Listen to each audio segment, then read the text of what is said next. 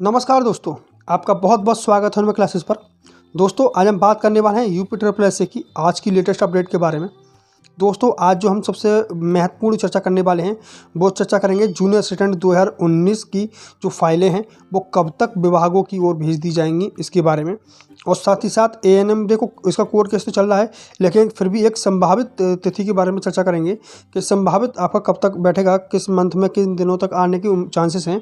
तो एएनएम के नियुक्ति पत्र को लेकर भी हम चर्चा करेंगे और साथ ही साथ बात करेंगे मंडी परिषद की परीक्षा परिणाम को लेकर भी, और इन सभी पॉइंट्स पर एक बार चर्चा करेंगे। वीडियो री एग्ज़ाम को लेकर एक बड़ा अजीब सा कमेंट आया था उसके बारे में बात करेंगे, और जेईई 2018 के रिजल्ट को लेकर ASO DB date JEE 2022 62 post के लिए, ठीक है, जो 62 पोस्ट थे ना उनके एग्ज़ाम और क्या चीज़ चल रही है उसकी कट ऑफ कब तक जारी हो सकती है, इन सभी चीज़ों को लेकर चर्चा करेंगे।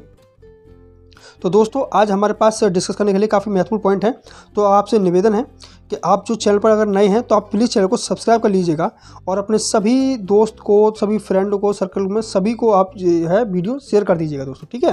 और उन्हें बोलें कि वो भी चैनल को क्या कर लें, सब्सक्राइब कर लें।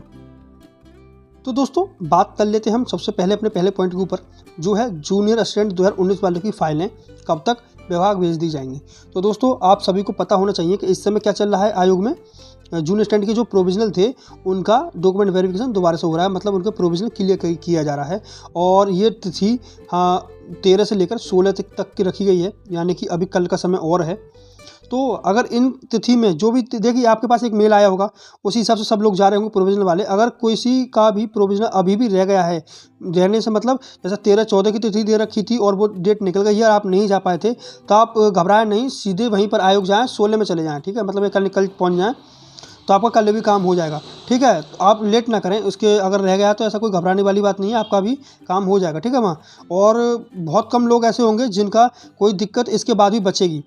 अगर प्रोविजनल वालों की सारी दिक्कतें क्लियर नहीं होती है तो उनके लिए एक मौका और दिया जाएगा, फिर से मौका दिया जाएगा, ठीक है। तो उसके लिए भी टेंशन ना लें, क्योंकि जब प्रोविजनल लगा था उन्हें पता ही नहीं था किस बात के ऊपर प्रोविजनल लगा है, तो वो तो वहाँ जाकर पता चलेगी ना। तो सारे डॉक्यूमेंट्स ले जाएंगे अपने, वहाँ आप चेक करा रहे होंगे और ज़्यादातर लोगों की सारी चीज़ें क्लियर हो रही हैं। कुछ एक परसेंट ऐसे होंगे जिनका चीज़ें अटकेंगी या फिर कोई दिक्कतें सामने आएंगी, तो उनके लिए दोबारा में चीज़ें वो बता देंगे कि ये चीज़ आप क्लियर करा लीजिए, और तो सारी चीज़ें वो भी क्लियर हो जाएंगी। तो घबराने वाली कोई बात है नहीं, किसी की नौकरी पर कोई आँच नहीं आने वाली इसमें, ठीक है। तो प्रोविजनल को लेकर कोई घबराने वाली बात कभी नहीं होती है। आप और भी भर्ती किए हैं ना, तब भी आप ये बात ध्यान रख लीजिएगा, कोई परेशानी वाली बात नहीं है। अगर किसी का प्रोविजनल लगता है तो आप कंफर्म होते हैं, ठीक है। अब बात कर लेते हैं कि फाइल कब तक भेज दी जाएंगी। तो ये 16 में सब काम निपट जाएगा। आपकी जो फाइलें हैं विभाग की ओर 20 से लेकर 22 मार्च के बीच में आपकी जो फाइलें हैं वो विभागों की ओर स्थानांतरित कर दी जाएंगी दोस्तों, ठीक है।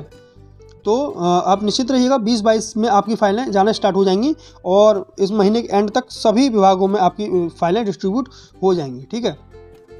तो अब जो भी आपकी विभागीय प्रक्रिया है वो आपको अब अप्रैल में देखने मिलेगी। विभागीय प्रक्रिया का मतलब समझ रहे हैं आप अपने अपने विभागों से जो भी प्रक्रिया स्टार्ट होनी है वो आपकी प्रक्रियाएं अब अप्रैल में स्टार्ट होंगी, ठीक है। जैसे कि मेडिकल के लिए लेटर आना है, पुलिस वेरिफिकेशन लेटर आना है, वो सारी प्रक्रियाएं आप अप्रैल में होंगी, ठीक है दोस्तों। तो उम्मीद है आपको ये बात क्लियर होगी हर एक तरीके से, तो आपको कोई टेंशन लेने की बात नहीं किसी भी तरीके की, आप निश्चिंत रहिएगा। और अब बात करेंगे हम एएनएम 92-12 भर्ती को लेकर। देखिए कोर्ट केस का तो ये सीन है ही है, लेकिन इसका कोशिश है कि इसका केस जल्द से जल्द निपटा लिया है, क्योंकि ये बड़ी भर्तियों में शुमार है, ठीक है। 9000 काफ़ी अच्छे पद हैं, लेखपाल और एएनएम ये दोनों बड़ी भर्तियों में शुमार हैं, और दोनों के दोनों पर क्या चल रहा है, केस चल रहा है। तो लेकिन उम्मीद ये जताई जा रही है कि एएनएम का, देखिए मार्च में तो कोई कहीं से कहीं तक भी कोई संभावना नहीं है, अप्रैल में होने के इनके कुछ चांस है, ठीक है। अब अप्रैल में ही नियुक्ति आप मान के चलिएगा, उससे पहले आप कोई अगर आपसे कह रहा है कि मार्च में ही हो जाएगा, सेकंड वीक में, थर्ड वीक में हो जाएगा या फोर्थ वीक में हो जाएगा, तो मार्च में आपका नहीं हो पाएगा। सॉरी इस बात के लिए कि हम आपका मन जो है विचलित कर रहे हैं, इस चीज़ को लेकर थोड़ा सा परेशान तो आप होंगे ही, लेकिन सच्चाई यही है कि आपका जो भी प्रोग्राम फिट होना है वो सब कुछ अब आपका अप्रैल में हो पाएगा, ठीक है। तो आप जब तक के लिए निश्चिंत हो जाइए, किसी और भर्ती को टारगेट करिएगा अगर आपका टारगेट है तो, और नहीं है तो अपने आप को रिलैक्स रखिएगा, आप अप्रैल का आप इंतजार करिएगा, ठीक है। बात कर लेते हैं मंडी परिषद के रिजल्ट को लेकर।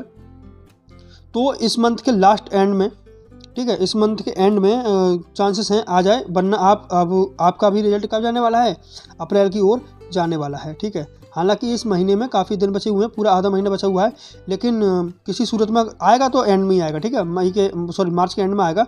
अगर किसी सूरत में मार्च के एंड तक नहीं आ पाता है तो ये रिजल्ट भी आपका अप्रैल में चला जाएगा, ठीक है।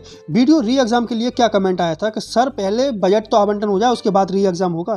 देखिए महोदय, अगर आप हमारा जो सेशन है दोबारा सुन रहे हैं तो आपके लिए कहना ये है, इसका बजट आवंटन हो चुका है भाई। अब आपका सिर्फ एक ही काम बचा है, वो यही है कि आपका जो है सिर्फ जो आपकी कंडक्टिंग कंपनी है जो एग्ज़ाम कंडक्ट कराएगी, बस उसी का चयन होने के बाद में तुरंत आपकी डेट लग जाएगी। उसके बाद और कोई प्रक्रिया नहीं बची है। आप निश्चिंत होकर अपनी तैयारी करते रहिए। अगर आप तैयारी कर रहे हैं तब ठीक है, अगर नहीं कर रहे हैं तो दूसरों को डिस्ट्रैक्ट ना करें, आपसे निवेदन है।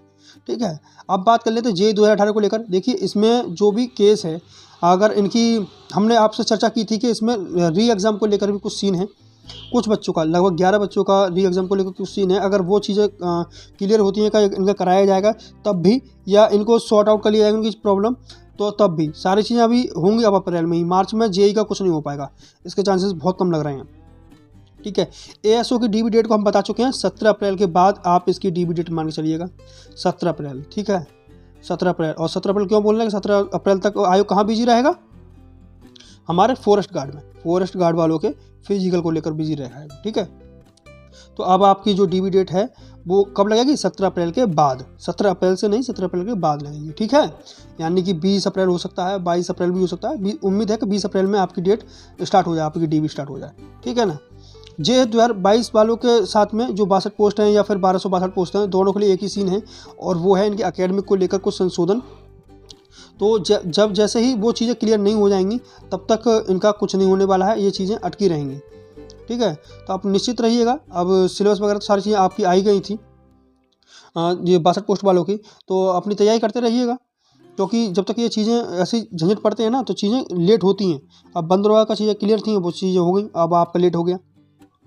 उम्मीद है कि ये काम आपका मार्च में निपटा लिया जाए और अप्रैल में आपकी सारी चीज़ें देखने मिली।